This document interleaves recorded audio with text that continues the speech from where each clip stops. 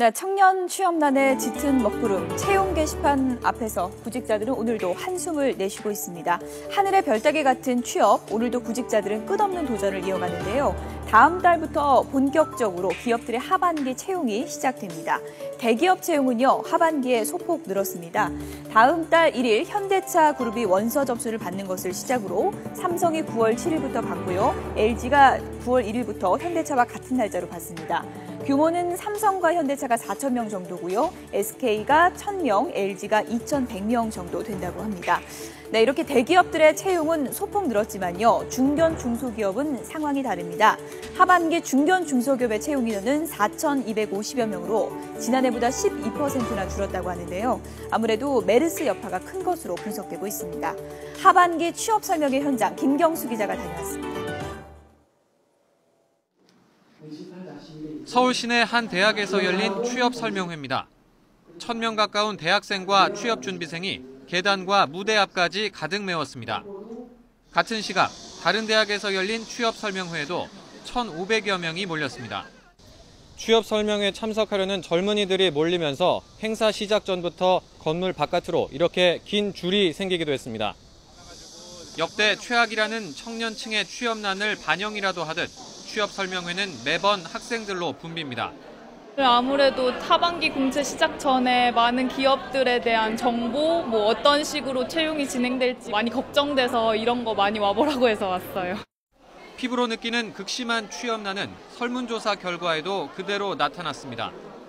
한 취업 포털이 국내 기업 872곳을 대상으로 조사한 결과 올 하반기 대졸 신입사원을 뽑을 계획이 있는 기업은 10곳 중 4곳에 그쳤습니다. 특히 중견기업의 채용 계획이 크게 줄어 역대 최저치를 기록하기도 했습니다. 대기업들의 채용 규모가 조금 늘긴 했지만 전체 채용 인원 규모는 지난해보다 줄었습니다.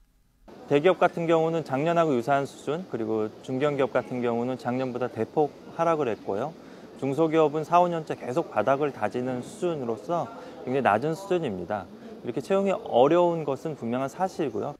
갈수록 심해지는 청년 취업난 우려 속에 삼성과 현대차, LG 등 주요 대기업과 은행권이 포함된 하반기 대졸 신입사원 공채는 다음 주부터 본격적으로 시작됩니다.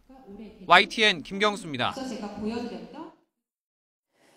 이렇게 바늘구멍 뚫기보다 어렵다는 취업의 문. 그렇다 보니까 꿈을 포기했다는 젊은이들이 많습니다.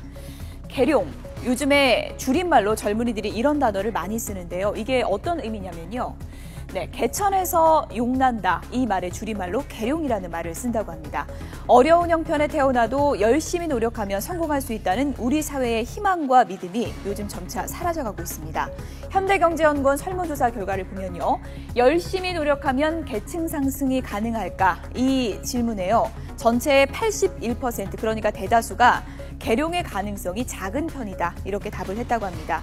이게 기성세대의 답변일까요? 그렇지가 않습니다. 나이 든 사람보다 젊은 사람들이 돈을 많이 번 사람보다 적게 번 사람들이 계층 상승의 가능성을 더 낮게 보는 것으로 나타났습니다. 노력하면 성공할 수 있다는 젊은이들의 투지와 희망이 그만큼 사라져가고 있다는 얘기가 될 것 같은데요. 계룡은 더 이상 없다는 젊은이들, 계층 상승의 사다리를 튼튼하게 할 수 있는 고민이 필요할 것 같습니다.